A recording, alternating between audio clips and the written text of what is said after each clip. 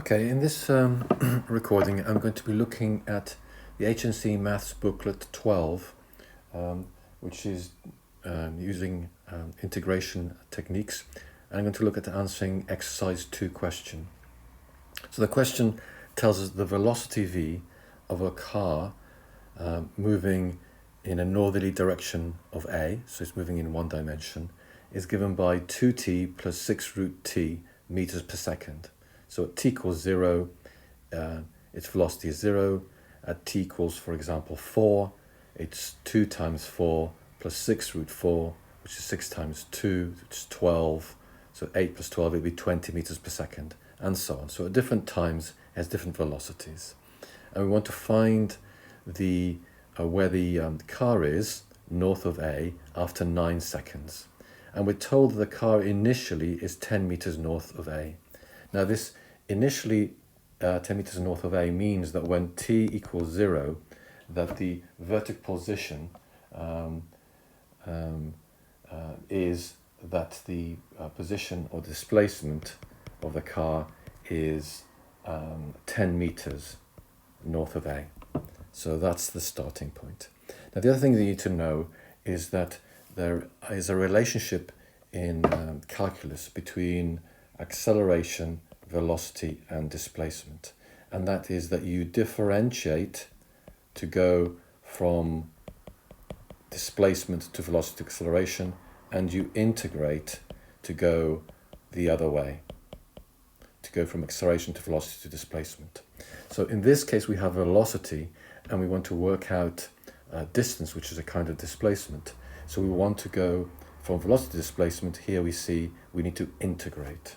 And so we see that the displacement that we want in 9 seconds, the first 9 seconds, is going to be the integral of this expression, 2t plus 6 root t. Now to integrate or differentiate, we really want to express variables in terms of powers. So root t is t to the half, and this long s and the dt means that we want to integrate this expression. Because we want to do it in the first 9 seconds, that means it's from t is 0 to t is 9. And so all we need to do is work that out, and that will tell us how far the car has moved from t equals 0 to t equals 9.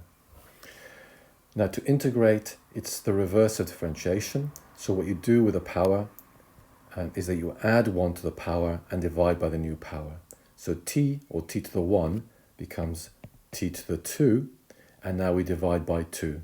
So we have 2 times a half, which just gives us 1.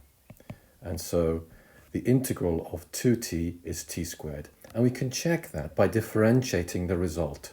If we differentiate t squared, we bring down the power, which gives us 2t, and reduce the power by 1, which is 2t to the power of 1, which is what we had originally. So that's correct. Likewise, we now want to integrate 6t to the half. So the power of t we increase by 1, and 1 half plus 1 is the same as 1 half plus 2 halves. So 1 half plus 2 halves is 3 halves. And now we have to multiply by this fraction upside down, or divide by this fraction, it's the same thing, but I'm going to multiply by this fraction upside down. So 6 times 2/3 is actually going to be the same as 4. Okay, so if we take 6 divided by 3 is 2, multiplied by 2 is 4. So 2/3 of 6 is 4. And now to work this out, we need to substitute in the number 9. 9 squared is 81, and 9 to the power of 3 over 2, we square root the 9. That's what we need to do to get a power of a half. That's 3. And then 3 to the power of 3 is 27, and 4 times 27 is 108. That's substituting in, I should have put a plus here. That's substituting in 9. Now substituting in 0, I get 0 squared, which is 0, and 4 times 0 to the power of 3 over 2 is also 0. So this number ends up being 189.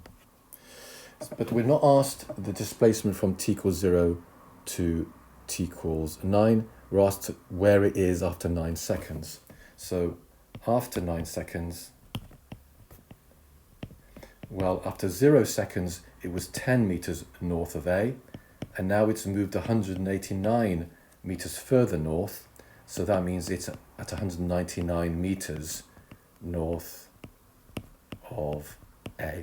So it was 10 meters north of A, it's moved 189 meters more, so now it's at 199 meters north of A. And now we want to work out the average velocity. And for this, we just need to realize that this is the displacement, the distance that we move over the time. And in this case, although we're 199 meters north of A, in the 9 seconds that we've moved, we've actually moved 189 meters, and we need to divide by 9. So that gives us 21 meters per second. Okay, so the average velocity of the car in that time is 21 meters per second because it has moved 189 meters in 9 seconds. Doesn't mean it's traveling 21 meters per second each moment because the velocity is changing, but on average it has moved that far. We can convert that into kilometers per hour, but that is correct in meters per second. Okay, that's all.